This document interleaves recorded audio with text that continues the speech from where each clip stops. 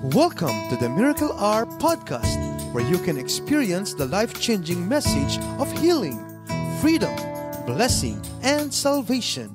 As God's end-time prophet and apostle shares to you the heart of the Lord, here's our host, Apostle Renato D. Carillo. So ngayon po ay tatalakayin natin dito po sa ating Holy Week Special na may pamagat na The Redemption of our Lord Jesus Christ, ang 7 wika na tinura ng Panginoon Kristo sa krus ng Kalbaryo. At ang unahin po natin ay ang una po niyang binigkas. At ito po ay nasa aklat po ng Luke chapter 23 verse 32 to 34. Kaya ang pamagat po ng Revelation ito ay alinsunod po sa unang-unang binigkas ng Panginoon na salita. So bago po tayo magbasa ng kabanata talatang ito, let me remind you, beloved, na yung pong 7 last word ng Panginoon ay very important. Hindi po ito dapat inipresent lang sa sinakulo. Hindi po ito basta kinukot lamang dahil ito po ay dapat ikot. Hindi po ito dapat na minimemorize lamang at ito po ay binabible study lamang pag Holy Week. No, it's wrong, it's a sin. Kailangan maintindihan po natin na nagsalita po ay ang God the Son. Nagsakripisyo ng kanyang buhay sa krus ng Kalbaryo. Iniwan po ang splendor ng langit at kinuha ang kalikasan natin upang bayaran ang kasalanan ng sangkatauhan. Upang sa kanyang kamatayan pagkalipas ng 3 araw ay mabuhay na maguli mula sa mga patay at bigyan ng lahat ng pagkakataong sa kanya ay sumampalatay at huwag mapahamak, hindi magkaroon ng buhay na walang hanggan. Kaya ariin po natin na ang last 7 word ng Panginoon ay kayamanan nating lahat. I-apply natin to sa buhay natin, hindi lamang po sa araw ng Holy Week, kundi ito po ay maging pamumuhay natin araw-araw. Uulitin ko po, hindi ito pang Holy Week lang, ito po ay ating pang-araw-araw na pamumuhay. Ilagay po yan ng Holy Spirit sa puso niyong lahat, mga minamahal. Dahil kung bakit ko po siya kinaklarify, kasi napakarami po natin mga kababayan, maging sa buong mundo, ito po ay ginagawa lamang po pang Holy Week. Mali po yun. Kasalanan yun at malungkot po ang Diyos. Kailangan intindihin niyo po sinasabi ko bilang end-time apostle, totoong lingkod ng Diyos. Ito pong salita ng Panginoong Jesucristo. Ito pong 7 last word ay kayamanan natin, kailangan natin at dapat maging pang-araw-araw nating pamumuhay. Ipagpasalamat natin sa Diyos ang mga salitang ito. Dahil ito po'y binigkas niya bago siya malagutan ng hininga. Kaya ito po ay so powerful. It changed the destiny of the world. It revolutionized our whole being. It makes the devil and demon in hell tremble. It makes heaven rejoicing and hell is screaming. So with that in mind, I pray to God na bawat revelation ipapaabot ko rito concerning the 7 last word of our Lord Jesus Christ will become your eternal treasure. In Jesus' name, today and forever. Amen. So I quote Luke 23:32 to 34. Ang pamagat po nito ay, Father, forgive them, for they do not know what they do. And I read, There were also 2 other criminals led with him to be put to death. And when they had come to the place called Calvary, there they crucified him, and the criminals, one on the right hand and the other on the left. Then Jesus said, Father, forgive them, for they do not know what they do. Then Jesus said, Father, forgive them, for they do not know what they do. And they divided his garments and cast lots. Marami pong kadahilanan kung bakit ang buong mundo po ay sugatan.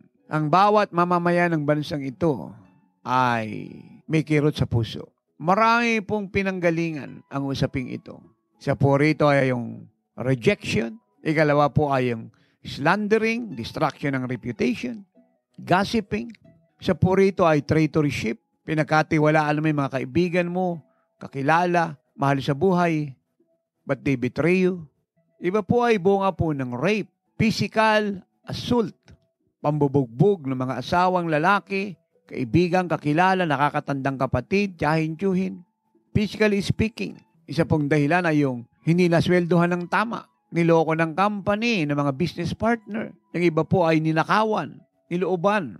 Ang iba po ay tinanggal sa trabaho, dinimote. Ang iba po ay namura.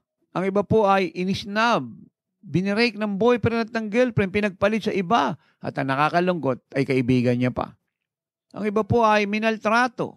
At lagi tayong nakakarinig yan, lalo na po yung mga overseas Filipino workers sa buong mundo. Ay grabe po pag maltratuhin sa bansang silangan. Iba nga po ay pinatay pa. Kaya yung pamilya po nila ay puno po ng kirot sa puso. Ang iba po ay sinuplong ng walang katotohanan. Kinasuhan ng walang katotohanan. Inakusahan ng walang katotohanan. Ang iba po ay hindi pinapansin, binubuli, ayaw isama sa isang gawain, sa isang samahan, discriminate. Ang iba po ay dinaya ng harap-harapan, ang iba po ay niloko ng nakatalikod. Ang iba po ay pinagmumura kung ano-ano pong sinasabing salita sa kanilang pangit. Ang iba po ay paulit-ulit na hinalay, minsan po ay kamag-anak, kaibigan, kakilala. Hinalay ng mga religious leader, pinagsamantalahan. Ang iba po ay nagmagandang loob, nagpautang pero hindi binayaran. Niloko na ninakawan pa. Pinagkatiwalaan ng negosyo pero dinaya siya. Ang iba po'y binangga na walang kasalanan, binaligtad pa po siya sa kaso. Siya pa po ang nakasuhan. Iba po'y na-aksidente na tinakbuhan pa at ayaw pong umamin ng nakabangga. Either ito po'y motorsiklo, bus, personal na sasakyan o pampasahero. Ang iba po'y ayaw pasakayin, nagmamakaawa na. Mingi ng tulong, iba po'y natanggihan sa ospital. Ang iba po ay namatayan na para sa nilang kamatayan po hindi dapat dahil ito po ay gawa ng tao at dapat ang gumawa ay hatulan. Ang iba po ay nakulong ng walang kasalanan. Ang iba po ay dapat pumasa pero hindi po naipasa. Dapat siya po yung valedictorian pero ginawa po siyang salutatorian. Ang iba po dapat siya po yung nasa mataas na posisyon sa kumpanya pero higit pong pinaboran yung mas lesser sa kanya at mas unqualified.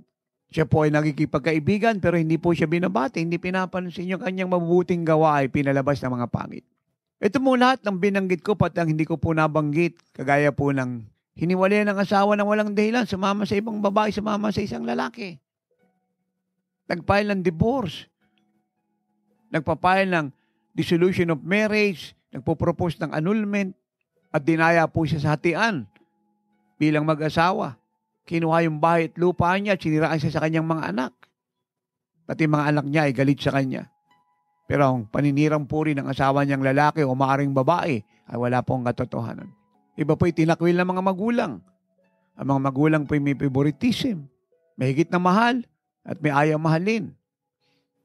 Sa magkakapatid, ang iba po ay laging pinagtatrabaho, yung mahal ay hindi pinagtatrabaho. Puno po sila ng sama ng loob. Puno po ng galit. Puno po ang lahat ng hinanakit. At alam po ninyo, ito pong hinanakit ay isa pong napakahirap na usapin ng buhay. Meron po itong malaking epekto sa buhay po ng lahat. Ang una pong epekto po ng unforgiveness o ng hinanakit ay ito. Unforgiveness will destroy our relationship with God.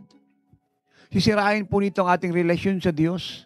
Yan pong sabi ng Panginoong Jesucristo in Matthew 6:14-15. Ang sabi niya, kung hindi kayo magpapatawad mula sa inyong puso, ay hindi rin kayo patatawarin ng inyong amang sumasalangit. Sisirain po nito ang ating relasyon sa Diyos. Second, sisirain po ng unforgiveness ang ating relasyon sa ating kapwa, sa ating pamilya, sa ating mga kaibigan at kakilala. Third, it will stop God's blessings in our life. Pipigilin po nito ang biyaya ng Diyos sa buhay natin. Dapat tayo po'y maraming tatanggaping biyaya sa Diyos favor, pero dahil po sa unforgiveness, it was blocked. Unforgiveness hindered it. Ikalima, it will stop our promotion. But on the contrary, it will demote us. Dapat makakaranas po tayo ng promotion pero hindi po natin ito natamo. Kasi po ang unforgiveness hinder it. At yung hindi natin inaasahan na demotion ay siya pong nangyari. 6, it will cause sicknesses and even worsen it. Ito po yung nagdudulot po ng maraming sakit at karamdaman at pinapalala pa po ito. Totoo po ito. Alam nyo, dami po na akin pong kinansilang pinayuhan, pinag-pray. Majority, and can I say 100% na mga sakit po nila ay bunga po ng unforgiveness. At pag malala po ang karamdaman, kagaya ng cancer, pagkabulag, pagkapipi, pagkabingi, no? Hemorrhage, dinudugo, yung pong infection po ay malala. Yung biro sa katawan po ay malala. Iba po ay napaparalyze, nakokomatos. Isa po sa ugat nun ay ang unforgiveness. Kaya marami sa nila ay payat, tuyo po yung balat. Hindi tumataba kahit malakas kumain. Palaging nagagalit, laging nahihilo, malabo ang mata. Iniistira po na unforgiveness yung iba pong minor diseases para maging major. At nakakalungkot po, marami po yung namatay na because of unforgiveness. Magdadala po ito sa lahat, magdudulot ng napakaraming salot ng sakit at karamdaman. And not only that, it includes depression. Marami po yung nadidepress. Nawawala sa sarili. Nami-mental hospital po ang marami kasi na mental block. Kinuryente na po ay hindi pa rin po gumagaling. At ang iba naman po ay nagsusuicide. Ikapito, it blocks the fulfillment of God's best plan for us. It blocks the fulfillment of God's best plan for us. Sinisira po nito ang napakagandang plano ng Diyos sa ating mga buhay. Sinisira niya. Winawasak po niya. 8, we will not receive absolute freedom in life. Hindi po tayo makakatanggap ng sakdal na kalayaan sa buhay. Ibibilanggo po tayo ng unforgiveness. Yun po ang sabi ng Matthew chapter 18 verse 23 up to 35. Ibibilanggo po tayo nito. Grabe pong pagkabilanggo. For me, isa po ito sa pinaka-worst na slavery. Isa ito sa pinaka-worst na imprisonment. Isa ito sa pinaka-worst na self-quarantine, self-lockdown, that this lockdown will bring you to a life that is so down. Mabibilanggo po tayo pag hindi po tayo nagpapatawad. And lastly, number 9, those who sin against us will not have absolute freedom. Yung pong mga nagkasala sa atin, hindi rin po magkakaroon ng totoong kalayaan sa buhay. Kaya ang nabibilanggo po na unforgiveness ay hindi lamang yung nasaktan, maging po yung nanakit. Both of them. Kaya kung mag-asawa po ito, yun po yung bunga noon, nakakalungkot. Kung ito po ay mag-ina, mag-ama, magtiyahin, magtiyuhin, magpinsan, magkaibigan, mag-boyfriend, mag-girlfriend, magkasama sa negosyo, magkapatid sa Panginoon. Lahat po ay bilanggo. At hindi lang po yan, meron po itong torment. May torment. Meron po itong parusa. Tormentation ng mind. Tinutorment ka ng unforgiveness, wala kang peace, laging magulo isip mo. Lagi kang naiirita, lagi kang nagagalit, lagi kang nagdadabog, lagi kang nakasigaw. Lagi kang nagkukumplain, nagmomormor. Ang control, yung temper mo, yung rage mo ay ang control. Yung hatred mo is very evident. Yung rage mo ay outrageous. At minsan bumabagsak tayo sa category na yung rage na yan because yung, dahil yung unforgiveness po yan ay outrageous. Bumabagsak tayo sa category that we become a murderer. Dahil po ang sabi ng Bible in Persian chapter 4 verse 1 pababa na ang sino man daw po na may galit na malaki sa pusong ayaw magpatawad, isang murderer. Nang ibig sabihin, pag siya po'y binigyan ng pagkakataon na ipapatayin niya po ang gumawa ng masama sa kanya. Kasi nga po ang pagpatay nagsisimula sa puso. Bago mo gawin ang isang bagay, ito muna ay dinisisyon na ng iyong puso. Because every issue of life begins in the heart. Proverbs 4:23.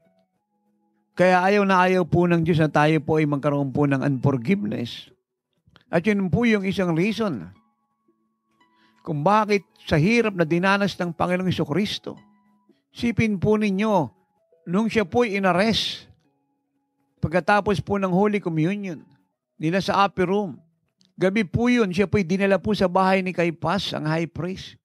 And I was there when we were in Israel. Ilalim po siya ng lupa. Inayos lamang po pero siya po ilalim ng lupa. Part po yun ng bahay ni Caiaphas. Doon po dinite ng Panginoon habang siya po ay lilitisin. At nung siya po inilabas po dun, ay nagsimula na po ang paglilitis. Silent po ang Bible ko, ilang oras po siyang nilitis. Pero ang sigurado po, it takes a lot of hours. Nung almost ang Panginoon po ay alang tulog habang nililitis. Di bali sana ang pagkalitis po ay ordinary. It is so brutal, so erroneous and so unrighteous, so ungodly, so fierce, masyado pong maalam, matalas, mabagsik na paglilitis. Wala pong justice at truth sa paglilitis na yan. It's a total condemnation against our Lord Jesus Christ. That condemnation was being turned into conviction. And that is death. For me, it's a very worst, one of its kind, trial na hinarap ng Panginoon.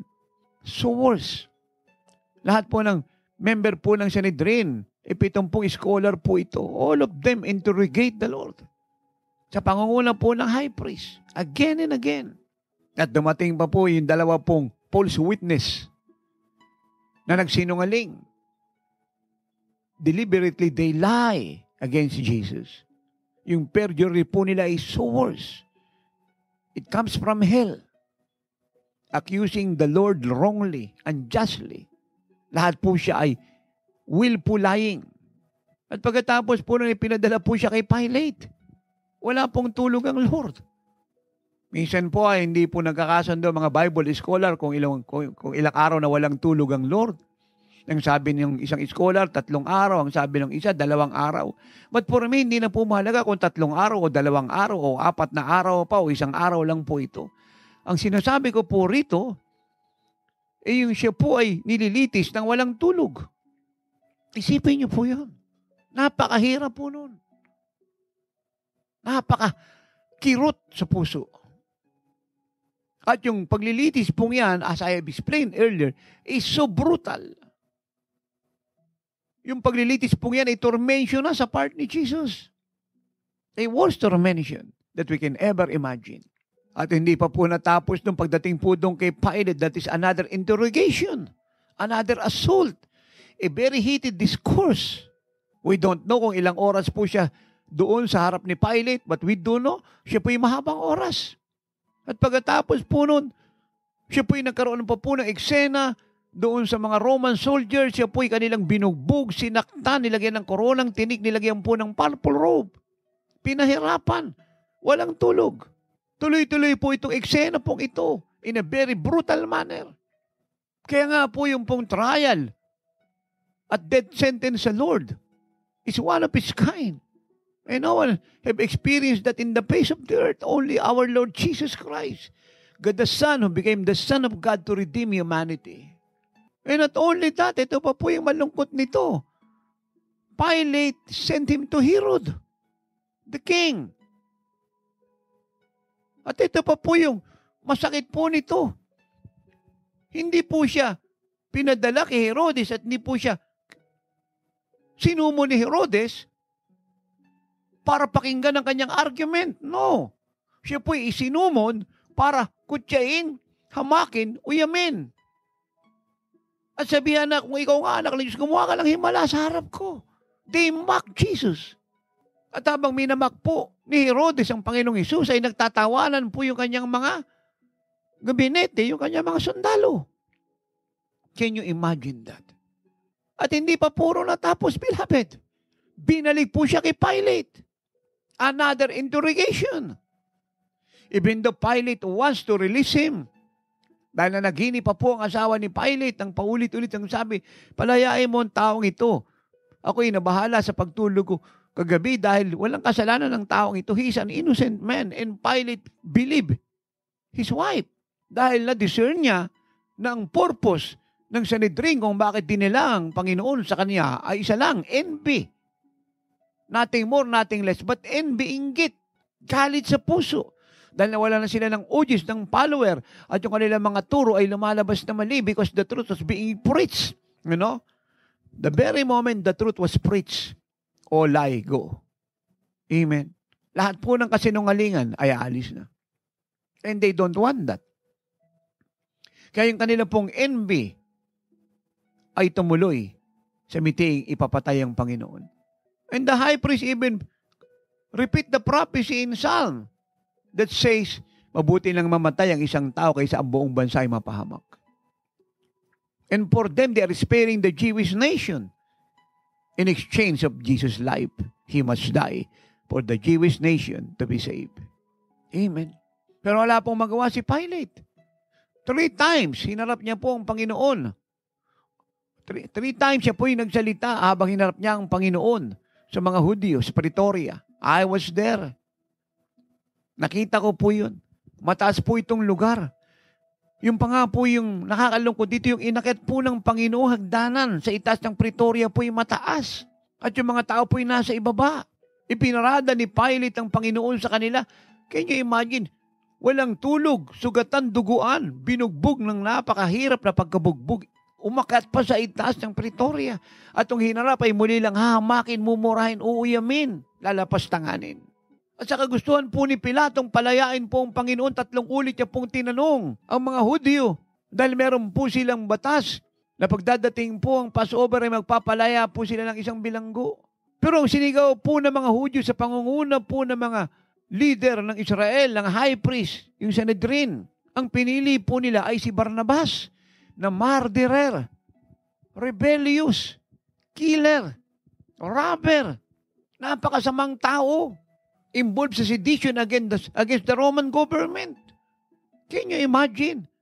Ang pinili po nila ay notorious criminal. At nung sumagaw silang, Free Barnabas and crucify Jesus. Inulit po uli ni Pilate ang tanong kasi gusto niyang palayain si Jesus.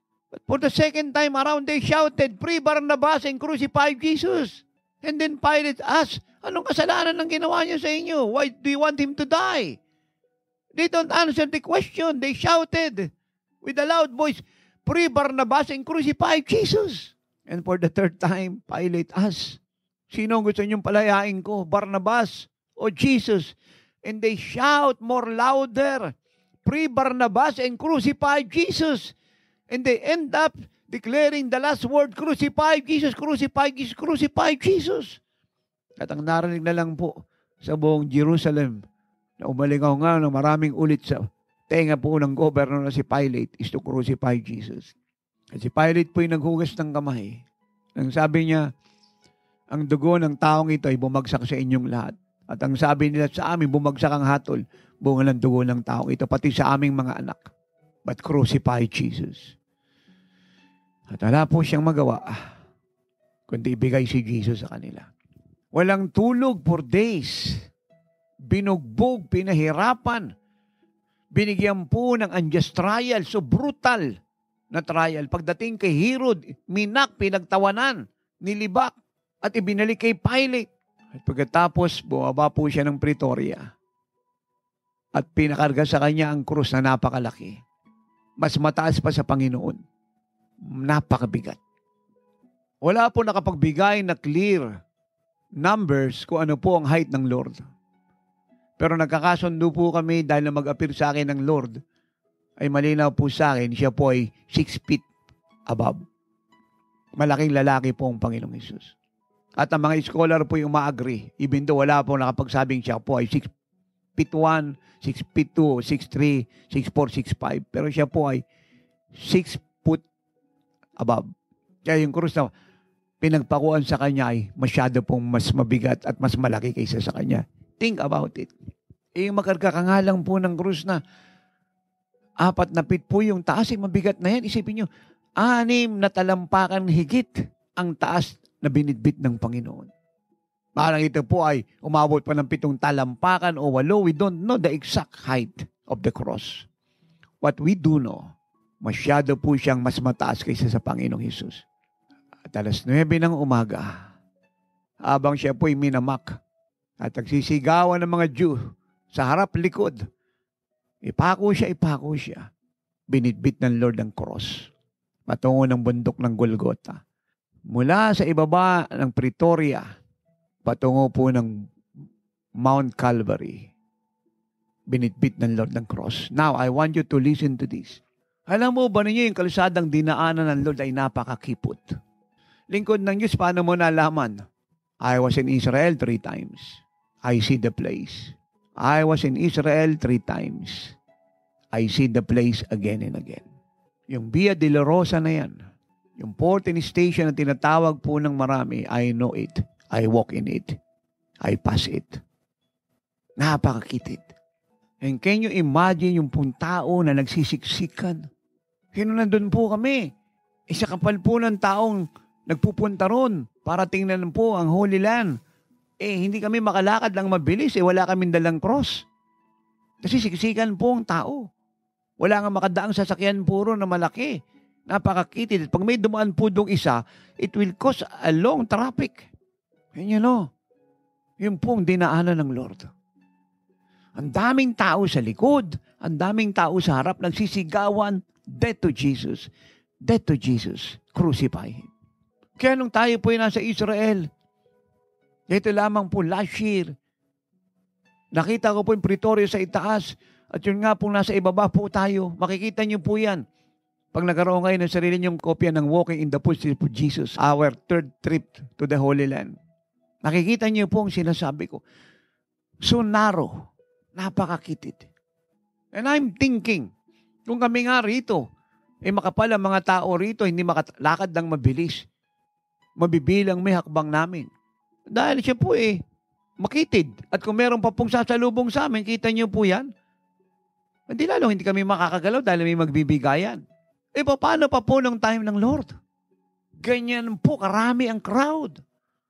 Hindi po in-specify ng Bible kung gaano karami, but I'm so sure of this. Libo po ang crowd. Libo-libo. Hindi po hundreds. Libo-libo.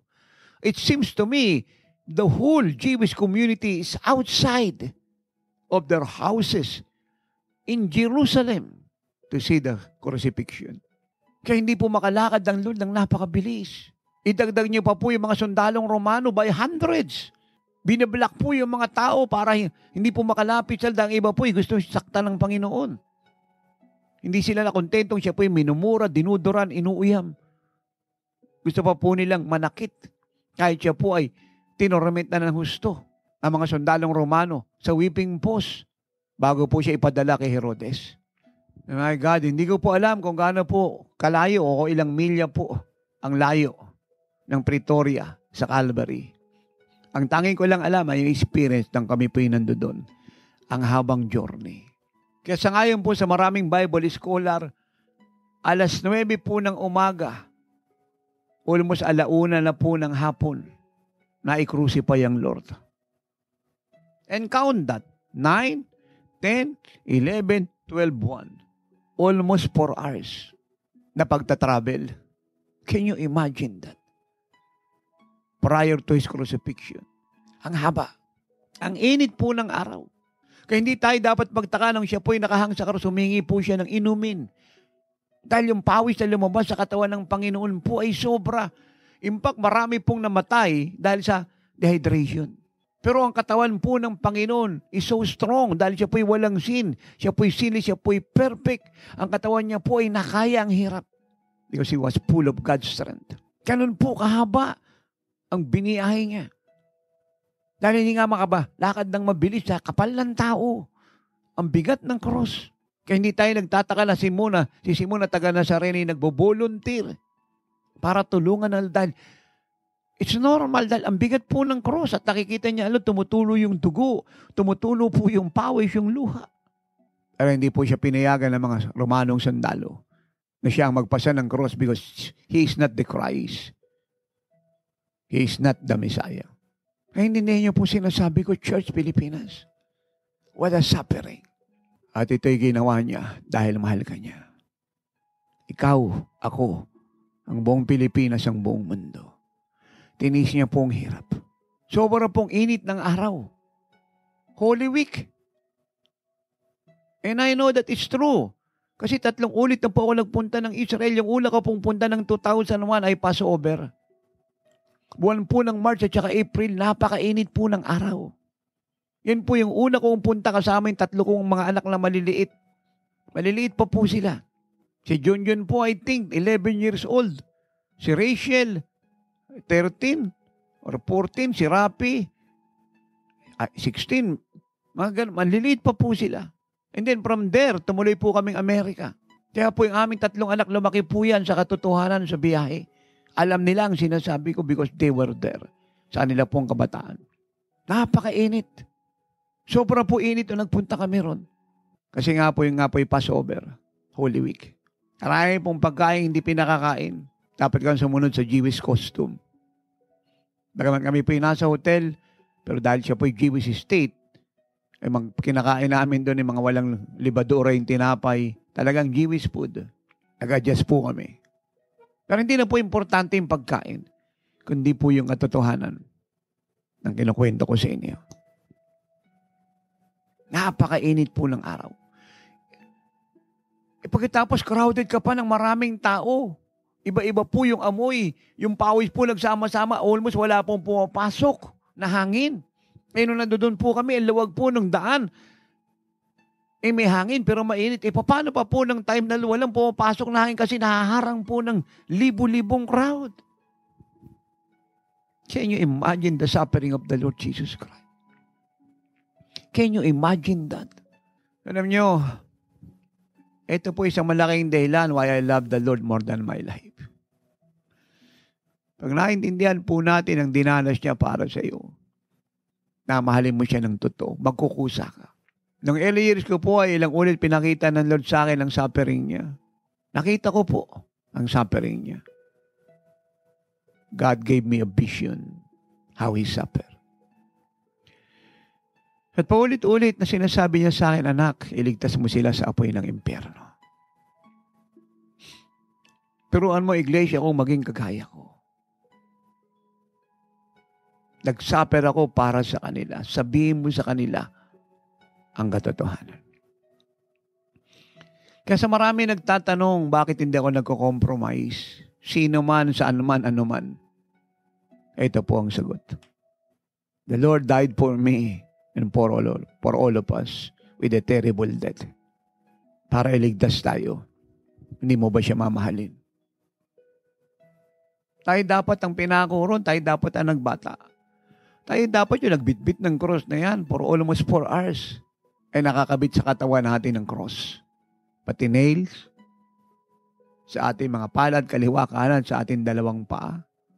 Can you imagine, 2 paa ay naging isa? Dahil ipinako siya parehas. Napakahirap. Kaya wala po nakasurvive ng mga kriminal. They all die. Majority of them died. And I believe kung bakit ito pong 2 katabi ng Panginoon ay inalaw ng Diyos na makasurvive para ipakita sa atin at ipaabot ang mga susunod na salita ng Panginoon at maunawaan natin kung ano po ang kaligtasan. At para ipulpil ang prophecy in the Old Testament na siya ay ibinilang sa mga makasalanan, especially in the book of the prophet Isaiah, Isaiah 52, Isaiah 53. We will see the story there. And also in Psalm, at isa-isahin ko po sa inyong lahat yan, mula bukas hanggang susunod na araw. Every prophecy in the book of Psalm that was fulfilled in the New Testament, in the Gospels, the book of Matthew, Mark, Luke, and John. Kaya matama tayong makinig palagi sa ating pong Holy Week Special Live Telecast. The Redemption of Jesus Christ. Dahil makikita niyo po ang accuracy, infallibility ng Bible. Kaya naari ko pong malaking kasalanan hindi po mahalin ng lahat ng Diyos, ang Panginoong Yesus. Lalong-lalo na mga nasa Bible na tinawag pero ayaw mag-full time. Masigit pong mahalaga yung comfort na panansamantala kaysa crucifixion ni Jesus para sa kanya. Kaysa suffering ng Panginoon para sa kanya na siya dapat ang namatay, but the Lord replaced Him. Substitute Himself for them, for me, and for all of us, for us to be saved. Napakainit, ang kapal po ng tao. Walang hangin. Think about it. He was mocked, cursed, spit upon. Nakakabingi po yung sigaw nila, paulit-ulit na lang. You are a fake Messiah, you are not the Son of God. You lie. Grabe pong tormentation ng mga slanderous, untrue statement na yan, paulit-ulit. Hindi pa sila nakontentong nakita ang Panginoon sa kalagayan niya. Nang sabi ng Isaiah 52, wala nang kagandang makita sa mukha ng Lord. Yung kanya pong mukha ay disfigure. Para po siyang halaman na nalanta, natuyunan, na wala ng beauty kahit konti. Because he was brutally tormented and tortured. Walang tulog. For days. Yun lang, hindi ka makatulog ng isang araw, dalawa, paano naging 3 pa yan? Masakit sa ulo. Tapos marami pang tormention, marami pang cursing. Marami pang mga shouting sa bibig ng mga liar at mga sabik sa dugo ng Panginoon. Think about it. Tas ang init, walang hangin. Bitbit mo ang cross. Meron ka pang thorn sa ulo. Tumutulo ang dugo. Ang pawis, ang luha. Sama-sama na siya. Walang pahinga. Yung pagbitbit na yan ng cross, walang pahinga. Tuloy-tuloy. At hindi siya makalakad ng mabilis, dahan-dahan sa kapal ng tao at sa bigat ng cross. Walang hangin. Ang init ng araw. Kaya yung possible death na dinadanas ng marami, dehydration, is so clear. I know what I'm talking about. I have been in Israel 3 times. Napakahaba po ng kanyang nilakaran. Kaya nga pag nagpunta kayo sa mga religious replica, may 14 station po doon. Kita nyo, yung nilalakad mo layo hanggang makarating ka ng 14 station. At yun na yung pinakahuli. At yun na yung place of crucifixion. Na naglalakad ka diyan sa mga religious replica na yan . Nakakapagod na wala kang bitbit na cross. Walang maraming taong nagchachant, nagsisisigaw at nag-a-accuse sa'yo, minumura ka, at wala kang dugong tumatagas, walang pawis na luhan tumatagas, at kung may pawis ka mang tumatagas, kukunti, pinupunasan mo pa ng panyo. Pero ang Lord wala. Wala kang bitbit na cross, bag mo lang, pagkain mo. Pero ang Lord, napakabigat, mas malaki sa kanya. At ito pa po, ang mabigat nito. Traditionally, 1 p.m., the Lord was already been hung on the cross. Pero ito pa po, ang mahirap rito. Mataas po ang cross. Hindi abot ng tao para itayo. Kahit 10 tao po, hindi niya may tatayo. Alam niyo, ano pong ginamit? Lubid. Itinali sa cross. Decide. Habang ang Panginoon po ay nakahiga at ang cross po ay nakahiga. At ito po hinatak biglaan. Kaya nauga po ang katawan ng Panginoon ng husto dahil yung hatak po ng mga taong na nagbit. Humatak po niya malalaki pong tao. I don't know anong bilang. Pero marami po yan kasi mabigat ang cross. May tali po yan, hinahatak po nila. Na almost yung katawan ng Panginoon po ay na-torn apart. Nahati. That it was preserved by God. Ako po ay naniniwala nang tumaas po yung cross. Yung lahat ng dugo na sa katawan ng Panginoong nakadikit sa kanyang katawan, bunga ng mga sugat na yan mula ulo niya, ay nagbagsakan lahat sa lupa, kasama ng mga pawis at luha. There, the Son of God, the Savior of the world, was sung between heaven and earth. Inosente, sinless, perfect. Ang tanging gusto iligtas ang mundo. Binayaran ng presyong hindi para sa kanya at hindi nararapat sa kanya. And traditionally speaking, 2 oras po siyang nakahang. And 3 p.m., he died. At dito po naganap ang 7 last word at the span of 2 hours. 1 p.m. to 3 p.m. 7 last word.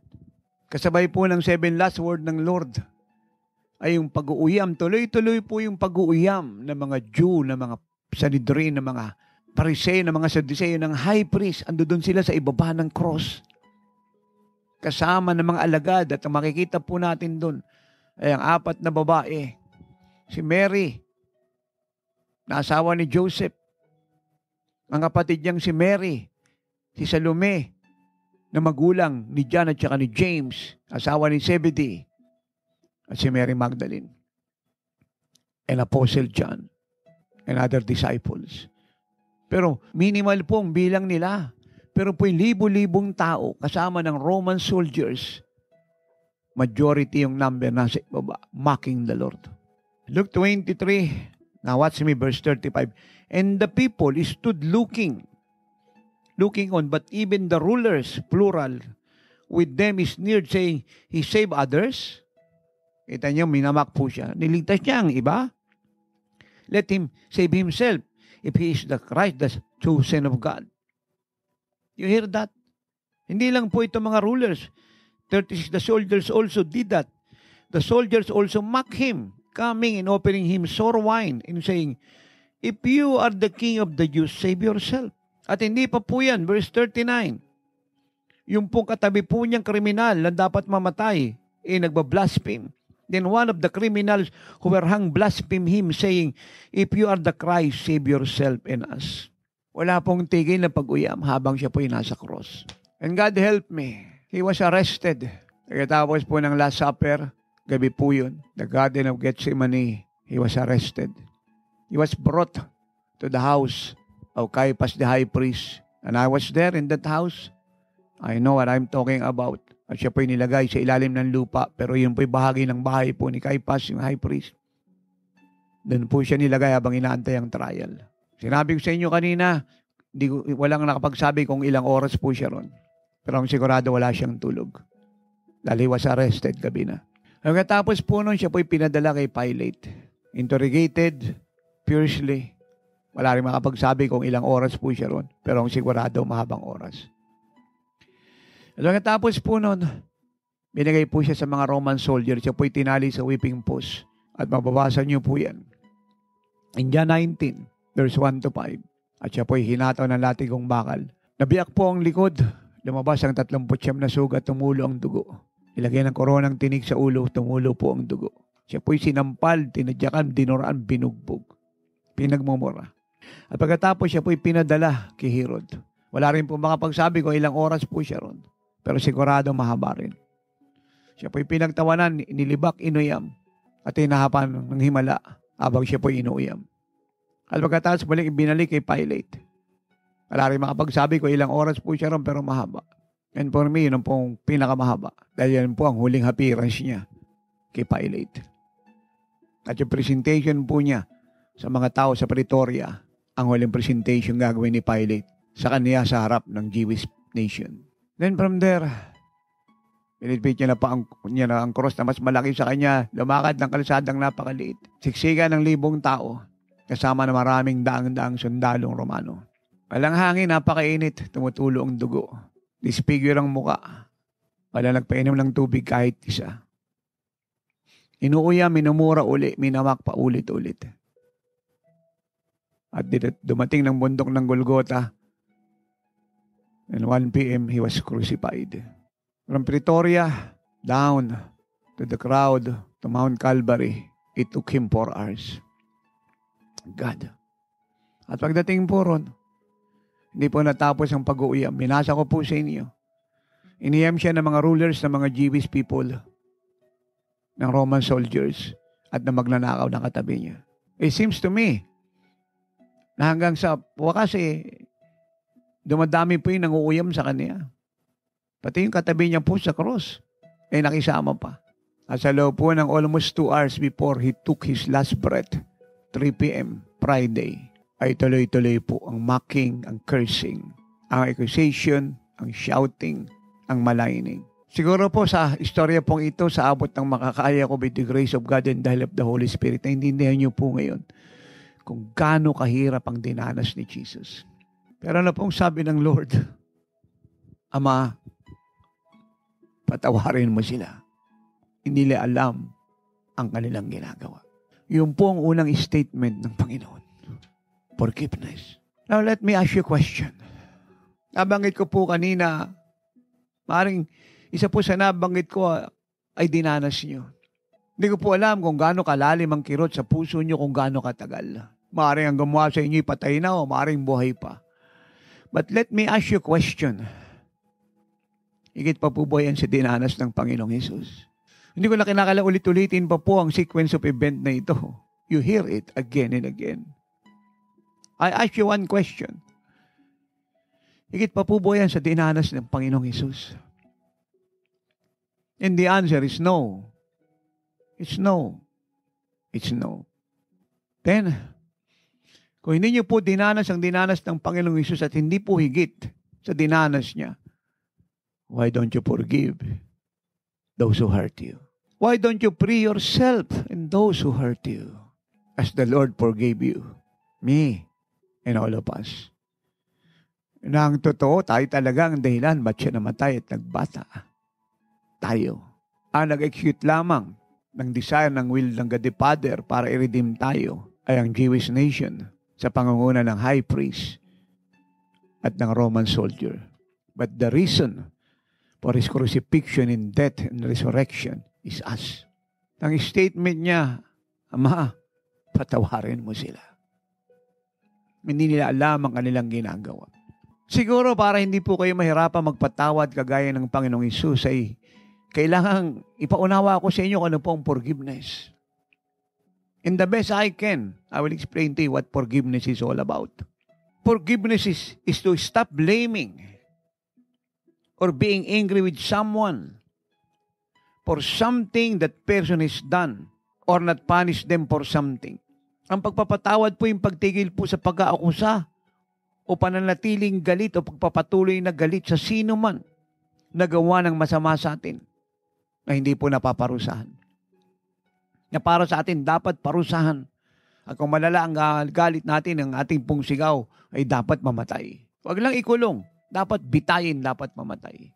Forgiveness is to stop blaming or being continually angry with someone to those who hurt you deeply, intentionally, brutally. That is forgiveness. It is being gracious toward someone who hurt you. Yan po ang forgiveness. To be gracious to those who hurt you. It is being gracious to those who offend you. Yan po ang pinakita ng Panginoon. Sa gitna ng ginawa sa Kanya, siya po'y pinatay nila. Still, He is so gracious to those who kill Him. At yun din po ang ehemplo ni Stephen. Binato nila si Stephen hanggang mamatay. Siya po ang first martyr ng early church. Wala siyang kasalanan. Kundi mahalin ng Lord, pagalingin ang may sakit at may karamdaman, ang maintindihan ng kasulatan at ipaunawa sa kanila ang prophecy ng Diyos. But they reject it. And they stone him to death. At isa po sa pumatay ay si Saul, na later on ay tinawag na Apostle Paul, the great apostle of Jesus Christ. At bunga po ng pagpapatawad na inoffer po ni Stephen, si Paul po'y naligtas. And yet his sentence is death. But God replaced it with forgiveness, eternal life. And the grace was given to Paul to serve God as an apostle. At yan ang reason ba sinasabi niya in 1 Timothy 1 to 5 pababa, na ginawa niya ang bagay nito out of ignorance. At siya'y nakasumpong ng awa sa Diyos, sa Panginoong Hesus. At siya'y kinahabagan na patawarin at gawing apostol, guro at ambassador ng Panginoong Hesus. Ngayon din po naintindihan ko ng early years ko. Kaya nang makita ko kasalanan ko at makita ko ang pagdurusa ng Panginoon, ang pag-ibig niya at pagmamahal sa akin, I wept and wept and wept. Not only for one day, but almost a week, I cry. Sa hiya at pagpapasalamat sa Diyos, sa Panginoong Hesus, na ako hiniligtas niya at pinatawad. At lalo na nang sabihin niya sa akin, anak, end time apostle kita. Maglilingkod ka sa akin. At ibinigay niya sa akin ang mandate. I wept and wept and wept. Even up to now, for the past 35 years, I still weeping and crying because of the amazing grace of God through our Lord Jesus Christ. Glory to God. Forgiveness is letting go of past grudges. Forgiveness is letting go of past grudges or lingering anger against a person or persons. Ang pagpapatawad po ay pagpayag na mawala na po yung mga hinanakit na yan. O matagal nating galit na dinadala sa puso natin sa isang tao, sa maraming tao na maaring marami pong gumawa ng masama sa iyo o sa pamilya mo o sa sino mang mahal mo. Pagpayag na ito'y mawala na. Pagpayag na ito'y maalis na, matanggal na. Pagpayag na ito'y maglaho na. Sa Hebrew naman po, ang ibig sabihin ng forgiveness ay nasa. Ang isa po ay sala. Yung nasa ay N-A-S-A at ang sala ay S-A-L-A-H. Ang nasa ang ibig sabihin is to take away guilt, iniquity, and transgression. Ang sala is use of God's offer of pardon and forgiveness to the sinner. Yun po yung ina-utter ni Jesus sa cross. Hinihingi niya mag-offer ang Ama ng pagpapatawad sa mga nagkasala sa Kanya. Hinihiling niya sa Amang tanggalin na yung guilt nila, yung iniquity, yung transgression, na yung crime ay kalimutan.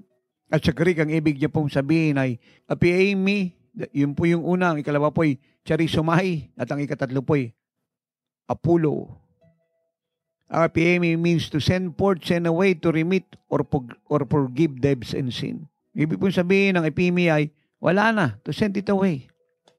Sa Old Testament, yung pong handog na susunugin, pagkatapos pong ilehans ng high priest, yung pong handog na susunugin, either siya po ay goat or ram or bull. At yung kasalanan po ng bansa ay nailagay po sa kanya. At siya po inislaughter ng buhay. Siya po ipapatakbuhin na po sa wilderness at doon na po siya mamamatay. Dala niya na po ang kasalanan ng Jewish nation. Yun pong ibig sabihin, to send forth, to send away.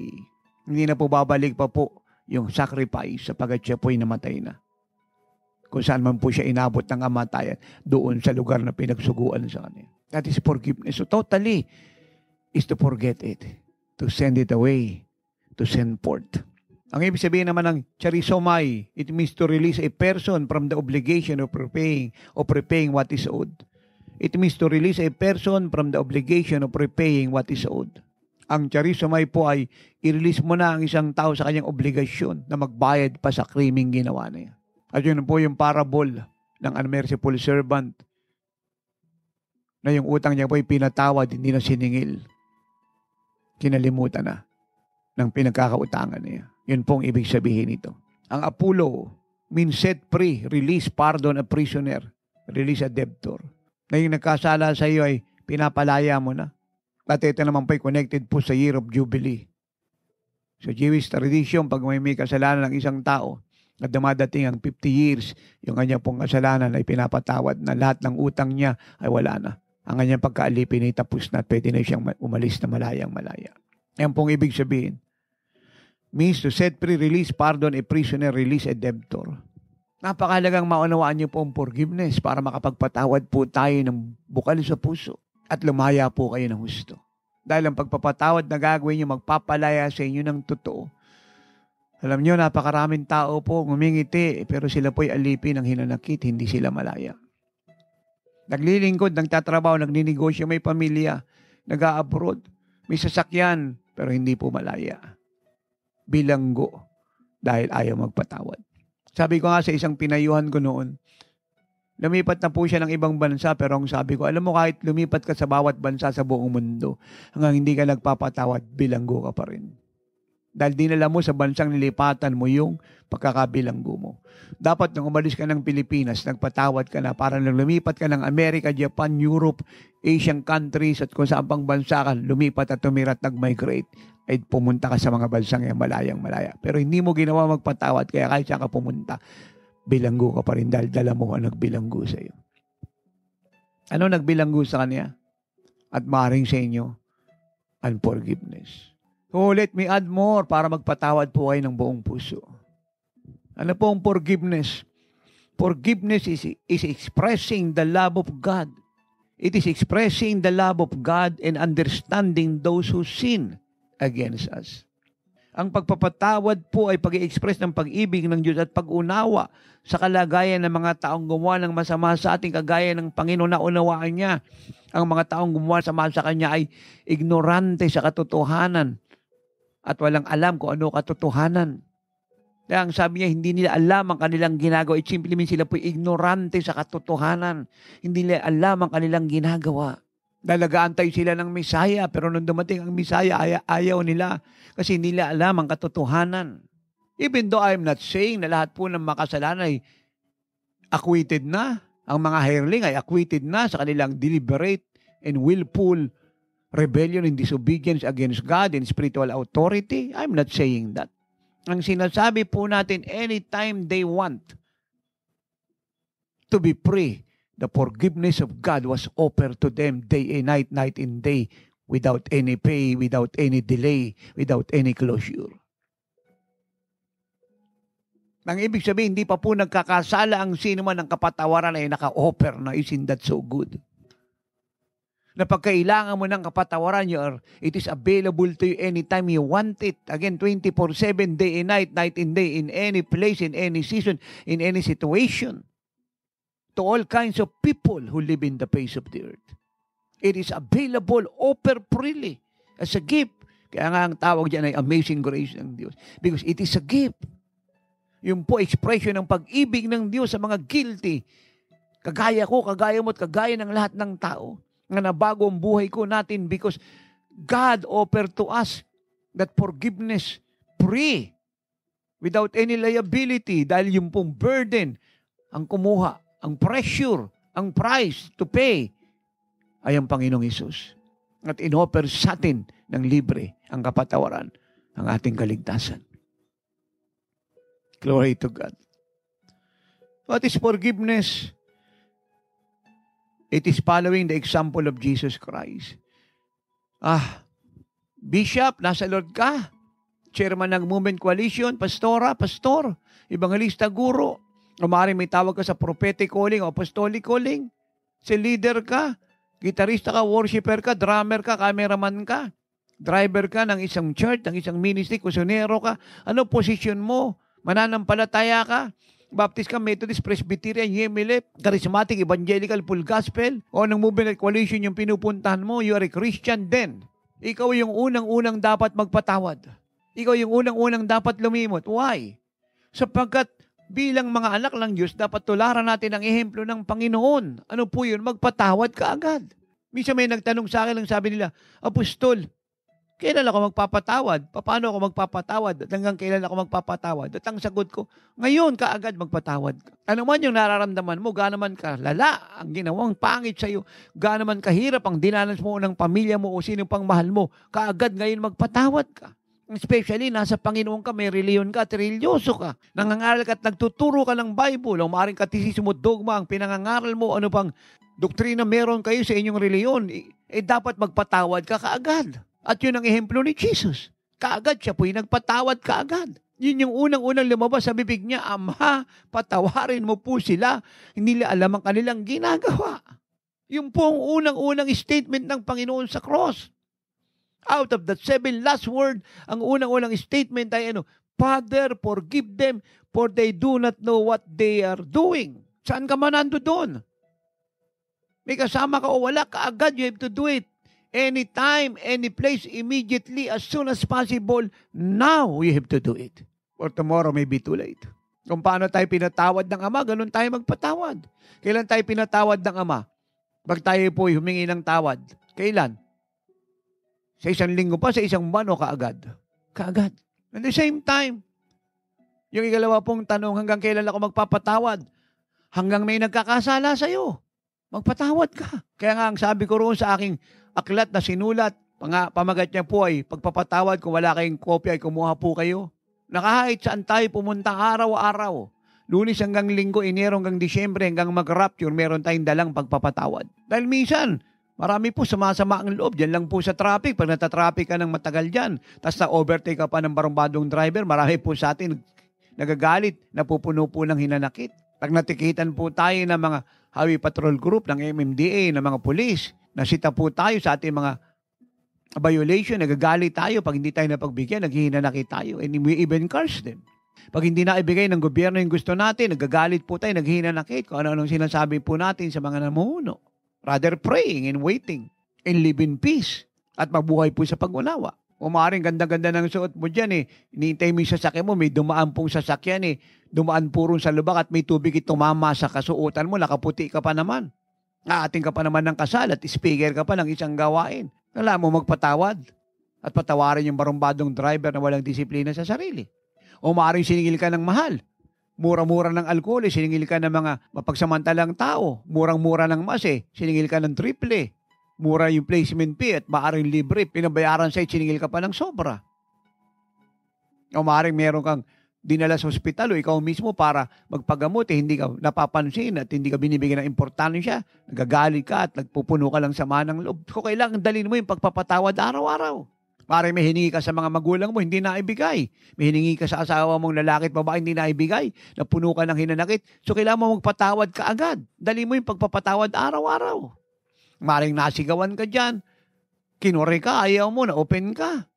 You have to forgive.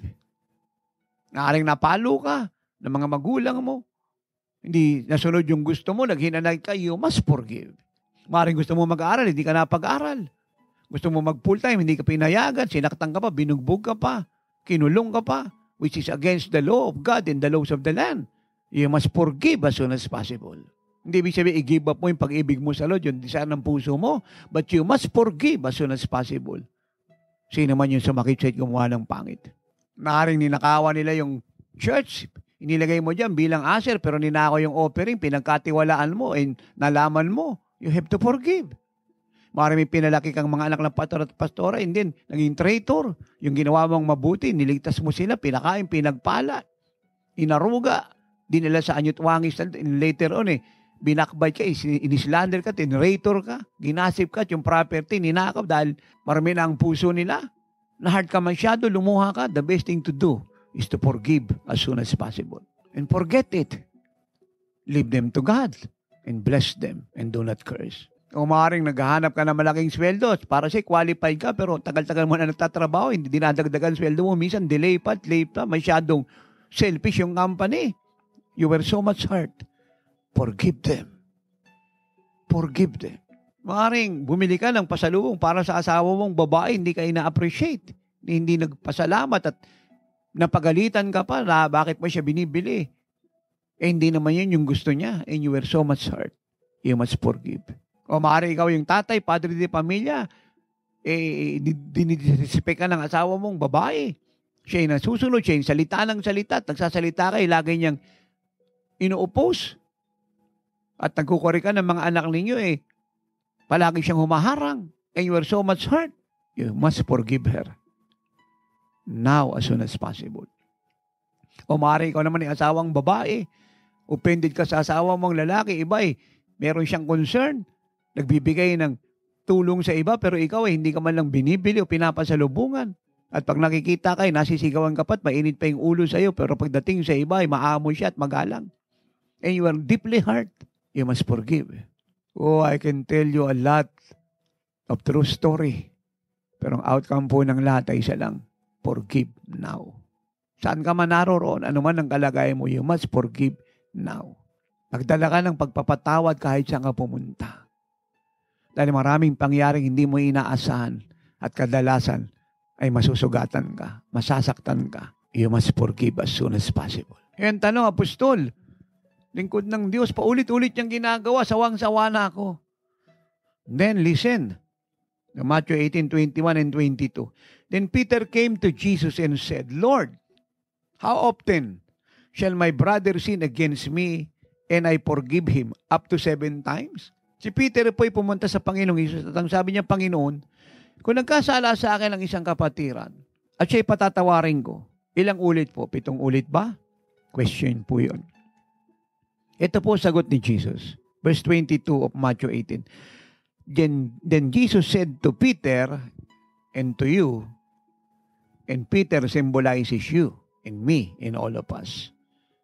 Then Jesus said to you, to all of us, I do not say to you up to 7 times, but up to 70 times 7. Now, will you please multiply that 70 times 7? Gaano po karami yung 490? It go beyond the Jewish tradition. Sinasabi ng Lord, wag lang tayo magpatawad kaagad. Kahit paulit-ulit silang nagkakasala, kung paano kayo ay paulit-ulit nagkakasala sa Diyos at sa akin, pinapatawad namin kahit hindi kami nagsasawa, ganun din kayo magpatawad. Kahit paulit-ulit siyang nagkasala, paulit-ulit kang magpatawad kaagad. And last meaning ng forgiveness, it is our appeal to God in their behalf. It is our appeal to God in their behalf. Luke 23:34, then Jesus said, Father, forgive them for they do not know what they do. Ito pong amazing dito. Look and listen. Hear me well, please. Hindi lamang sinabi ng Panginoon Ama, patawarin mo po sila dahil hindi nila alam ang kanilang ginagawa. Ang Panginoon po ay naging mediator pa para sa mga pumatay sa Kanya. Naging defense lawyer pa po si Jesus para sa mga pumatay sa Kanya. Naging defense lawyer pa ang Panginoong Jesus para sa mga pumatay sa Kanya. Paano po natin sinabi yan? Sabi niya, Ama, patawarin mo sila. Kasi hindi nila alam ang ginawa nila. Nag-a-appeal ang Panginoon sa God the Father in behalf of these people who kill Him, who brutally torment Him, who brutally malign Him, who brutally curse Him and spit on Him, who brutally torture Him. Namagitan pa po siya. Ama, patawarin mo sila. Hindi nila alam ang ginagawa nila. Can you imagine na mamagitan ka sa mga makasalanan? Yung gumawa ng masama sa'yo, dinidepensa mo sila sa Diyos? That is forgiveness. Yan po ang definition ng forgiveness. Mga minamahal sa fivefold, mga theologian, mga bishop, yan ang definition ng forgiveness ng Panginoong Hesus. To mediate for those who hurt you, for those who kill your loved ones, for those who rob you, who rape you, who malign you, who betray you, who become a traitor, you become a mediator, their defense lawyer to this person who brutally do evil against you. Humahawa po ang Diyos sa ating maintindihan natin to. At mahawa po ang Diyos ngayon na palayain po niya tayo. At ihatid ng Diyos ang revelation ito sa lahat ng language sa buong mundo. Ito ilibro niya ng napakalinaw. Hallelujah. Ito po ang pagpapatawad. Hindi lang kaagad, hindi lang walang tigil, hindi lang tuloy-tuloy. But we stand between the gap. We stand between the gap between God and those who hurt us. We stand between the gap to God and those who offend us. We stand between the gap to God and to those who brutally lie, betray us, and do evil to us. At maaaring masabi niyo, tao lang ako, lingkod ng Diyos. Totoo lahat ang sinasabi mo. The conviction is so heavy. I am so much convicted, pero tao lang ako. Then, let us ask God na bigyan po tayo ng lakas para makapagpatawad. Let us ask God today na bigyan po tayo ng awa, grasya, lakas para makapagpatawad. Kaagad, ngayon na, at lumimot sa mga kasalanan ginawa sa atin ng sino man. Hallelujah. Let us ask God to empower us, to strengthen us, para makapagpatawad tayo sa sino mang gumawa ng masama sa atin at sa pamilya natin, sa anumang kadahilanan. Will you bow your head and close your eyes, please? Ito po ang pinaka-importanting araw ngayon sa buhay ninyo. Ito po ay more than presentation po ng Holy Week. Ito po ay pouring out ng puso ng Diyos sa inyong lahat. Ito po ay face-to-face encounter with the truth of God. Ito po ay face-to-face encounter ng reality ng buhay ng Lord para tayo po ay magpatawad kaagad at tumulad sa ehemplo niya. At magkaroon ng ganap na kalayaan sa atin po mga ginawang kasalanan. Kasalanan ng hindi pagpapatawad. And you know what? Nung sila po'y pinatawad na ng Panginoon at namagitan sa Ama sa lahat ng pumatay sa Kanya, hindi niya na po inulit yung kanilang kasalanan. Hindi niya na po inulit yung akusasyon. Hindi kagaya ng ginagawa natin, hindi tayo nakakalimot, paulit-ulit, binubulay-bulay natin, kaya lalo tayong napupuno ng galit at sama ng loob. Pinapayagan natin ng diablo na itorment ang mind natin at i-replay, i-rewind, i-repeat yung pangit na sinabi sa atin, yung ginawa sa atin. Rebuke the devil. Renounce the devil. Say to the devil, you are a liar. Hindi kita kailangan. Ikaw ay mamamatay tao. Puno ka ng hinanakit. Yun yung nature mo. Ako'y hindi. Anak ako ng Diyos. Puno ka ng pag-ibig at pagpapatawad. Will you do that today? Will you bow your head? Saan man kayo sa buong Pilipinas? Sa buong mundo, will you bow your head and close your eyes? No one moving, no one talking. No unnecessary sound.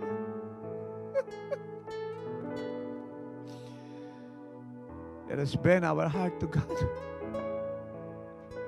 and confess our sins, especially the sin of unforgiveness.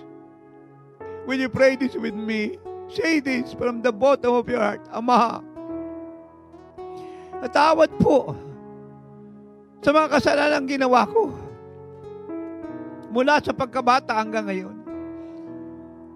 At ang pinaka-war sa lahat, na hanggang ngayon ay dala ko pa, kahit ako'y Kristiyano na, anak mo na, tumanggap sa iyo noon pa, matagal na nagtuturo, nangangaral, ay ang anong forgiveness. Akala ko tama ako. Akala ko justify ako. Dahil ako ang ginawa ng masama, ako ang nasaktan, ako ang ninakawan, ako ang ni-rape, ako ang tinirator, ako ang kinasuhan ng walang katotohanan, ako ang pinakulong, pero wala akong kasalanan. Ako ang inalimura, minura, ako ang pinut down. Akala ko tama ako. Mali pala ako. Dahil ayoko magpatawad. Napuno ko ng habag at awa sa sarili ko. Higit ko pang pinaniwalaan ng dyablo na mamamatay tao, sinungaling at puno ng hatred. Kaysa tumulad sa emplo mo, Panginoong Hesus. Tatawad po sa mga kasalanang ginawa ko. Lalong-lalo na sa kasalanan ng hindi pagpapatawad. Hinanakit, sama ng loob, tampo, galit, at habag sa sarili. Sa oras na ito, tinatanggap ko ang pagpapatawad mo, Ama, kaagad. At hindi ko makakalimutan kasabay ng pagpapatawad mo sa akin ngayon ay paglimot sa mga kasalanan ko. Wala ka nang naalala kahit isa. Dahil ako'y pinatawad mo na, ngayon din ay pinatatawad ko na ang gumawa ng masama sa akin. Ay kasabay ng pagpapatawad ko ay paglimot sa kasalanan nila. Hindi ko na to iisipin. Hindi ko na to bibigkasin. Hindi na namin ito pag-uusapan pa. Tapos na ito, wala na. Pinalalaya ko na siya. At pinalalaya ko na rin ang sarili ko. At sino man po yung mga tao na yan na gusto niyong patawarin ngayon, mga minamahal, buksan niyo ang mga labi niyo mula sa inyong mga puso, patawarin niyo sila ngayon din in Jesus' name. Sige po. At huwag kayo magtaka habang nagpapatawad kayo, lahat ng karamdaman niyo ay gagaling kaagad mula ulo hanggang talampakan, espiritu, kaluluwa at katawan. Buksan niyo ang inyong mga labi mula sa inyong mga puso, patawarin niyo po sila kaagad ngayon din sa pangalan ng Panginoong Hesus. At naghihintay po ang Panginoon ng inyong pagpapatawad. Kung paano ang pagpapatawad niya ay ginawad sa inyo kaagad. Patawarin niyo po siya kaagad.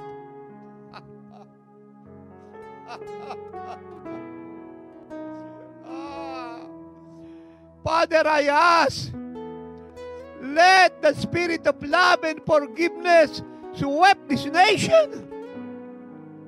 Hatid mo ang mensahe ito sa lahat ng mga politiko para matapos na ang away ng mga politiko sa mahabang henerasyon, mahabang panahon. Punuin mo ang puso nila ng pagpapatawad, pag-ibig kung paano sila pinatawad mo. Let them forgive and forget every wrongs they've done against them by their political enemies. Fill this nation in every home today with your love and forgiveness. And your conviction be upon them all now in Jesus' name. Sige po, nakikinig ang Amang mabuti at papagpatawad sa lahat. Magpatawad po kayo. Huwag kayong magmadali hanggang may maalala kayong tao na kinapuputan nyo, ayaw nyong makita, ayaw nyong marinig ang pangalan, ayaw nyong makasama. Asawa mo, anak, magulang, kapatid, kaibigan, sino man po siya, patawarin mo ngayon ng buong puso. Buong puso. Ang sasabihin mo mula sa iyong mga labi ay manggaling sa puso mo. At ang habang ng Diyos ay sumayo pang makapagpatawad ka kaagad.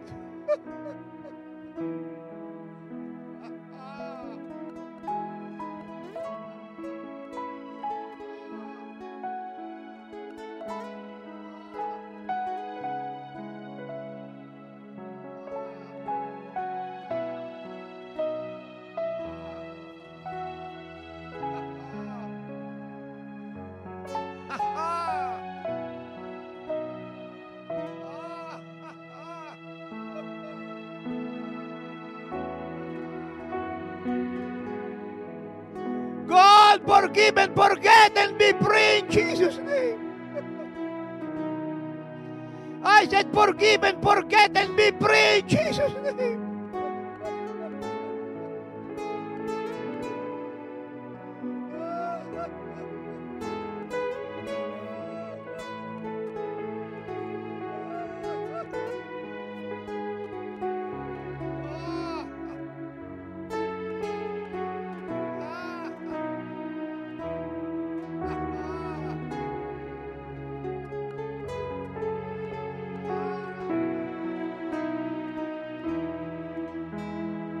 Maraming pong salamat, mabuting Ama, Panginoong Yesus, sa ehemplo mo.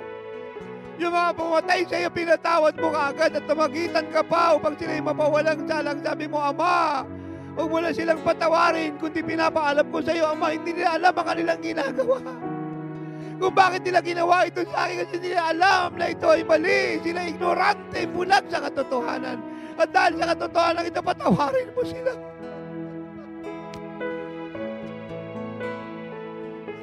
Lord, make us like you. Na hindi lang nag-uusap ng pagpapatawad sa gumawa ng masama sa amin, kundi nagiging abogado pa ng gumawa ng masama sa amin. Na mamagitan pa na nanalangin na ninukluhod upang sila po ay mapawalang sala. Naunawaan na namin ang salita mo. We must not curse, but bless. We must not retaliate and do harm to those who harm us. But our response is love, forgiveness, intercession, prayer, and bless them.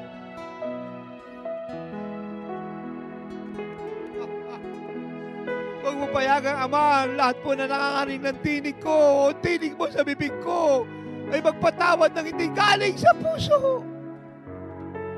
At ihatid mo ang mensahe ito sa mga alam mo sa buong Pilipinas at buong mundo. Ilagay mo sa libro, isali mo sa lahat ng lingwahe. And I will give you all the honor and the praise forever. You alone are the glory and the honor and the praise, for you alone are worthy, my Lord.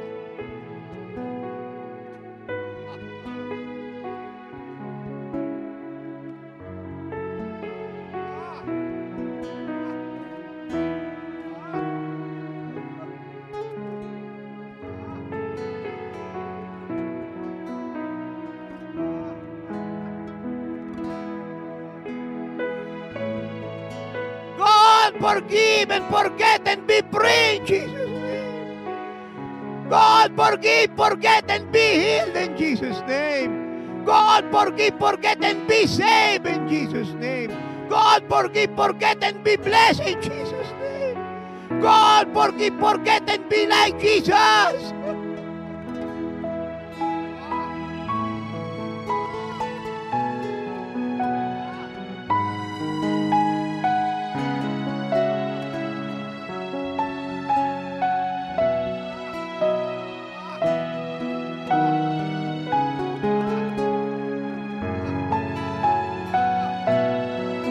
May maalala po kayo, magpatawad po kayo. Forget the time.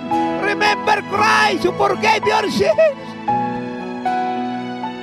Forget the time you're feeling. Remember the Father God who forgave your sins. And forget it totally once and for all. Forget it forever.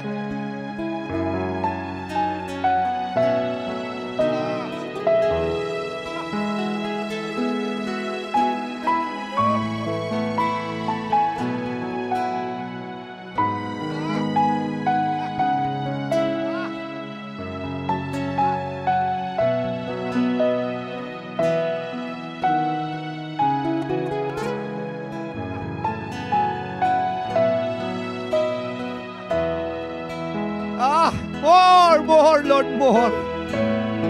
Sige po, magpatawad po kayo. Kalimutan natin ang oras.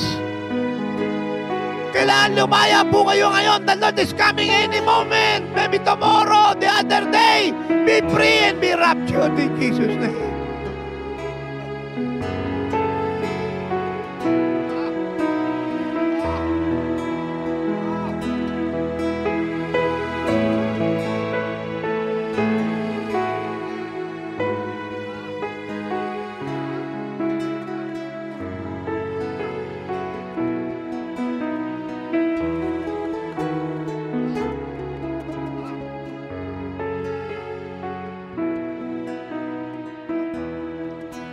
nakapagpatawad na po kayo. Claim your healing. Pinawawalang bisa ako anumang karamdaman. Cancer, goiter, pagkabulag, pagkabibi, pagkabingi, pagkaparalyze, sakit sa buto, sa bato, sa puso.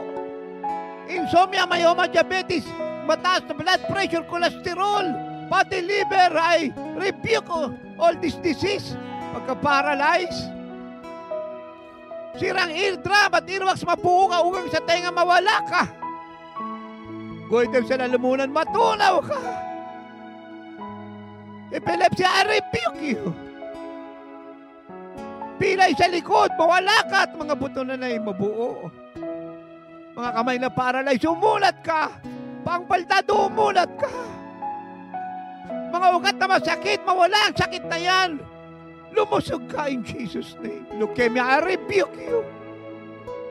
At dinideklara ko lahat na may karamdaman ay magaling na. Now, taas yung inyong kamay, pasalamatan niyo ang Diyos. Nanggagalingan ay sumain nyo na ng lubos dahil kayo po'y nagpatawad na. Yes! Yes! Be healed in Jesus' name. Nabuksan nyo na po niya mga bibig. Magpasalamat na po kayo sa Kanya.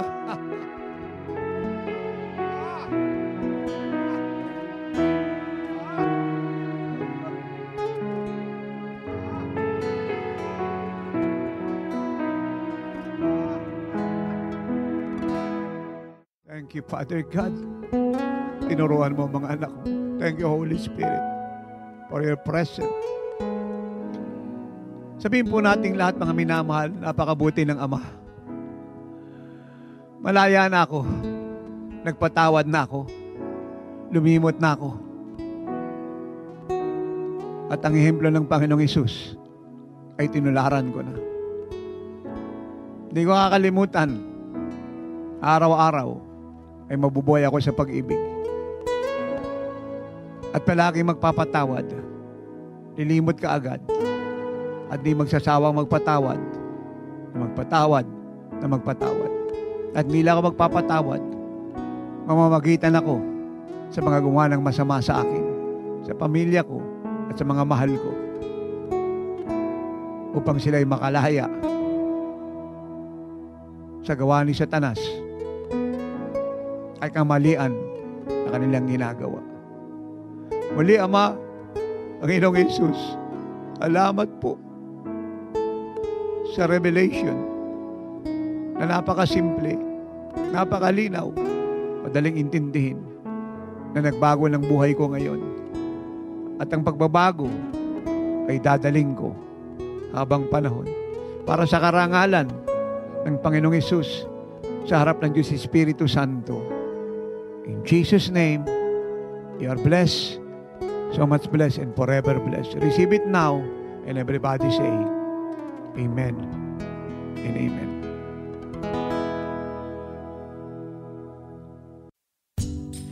Thanks for listening to Miracle Hour Podcast. If you are blessed with our program and want to know more about the Lord, like us on our Facebook page at www.facebook.com/JIOSWM and subscribe to Jesus is Our Shield Worldwide Ministries YouTube channel. Our time is running out. Jesus is coming any moment. Apostle Renato D. Carrillo is mandated by God to bring the church to its full potential and to live like Jesus. Have a part in this end-time move of God. Pray, fast, and give to the work of the Lord. To God be all the glory.